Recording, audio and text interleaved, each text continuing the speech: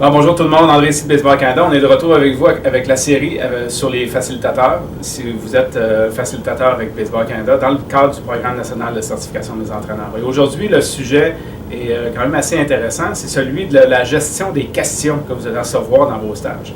Évidemment, à l'intérieur des événements, des cliniques, des stages que vous allez donner, les gens vont avoir des questions à vous poser, que ce soit des questions d'ordre technique, organisationnel, structurel, etc. Les gens sont amenés souvent à poser des questions.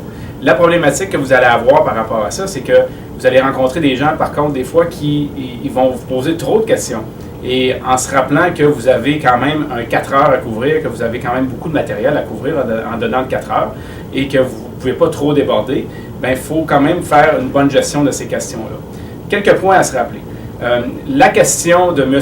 X, dans certains cas, peut-être qu'elle n'est pas du tout intéressante pour M. Y qui est à côté ou pour 90% des autres personnes qui sont autour de lui. Donc, la question lui appartient. C'est une question importante pour lui qui n'est pas nécessairement importante pour l'ensemble des autres personnes autour de cette personne-là. Donc, il faut se rappeler ça également.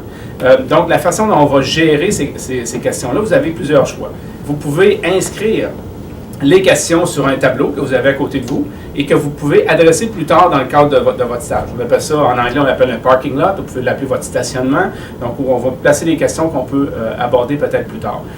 Si vous avez des pauses aussi à l'intérieur de votre stage, vous pouvez peut-être répondre à ces questions-là à ce moment-là, lorsque vous avez des pauses dans votre stage, et finalement, peut-être leur référer ces entraîneurs-là à différentes ressources qu'on leur offre sur le site Internet de Baseball Canada, sur les différents outils qu'on offre à nos entraîneurs également.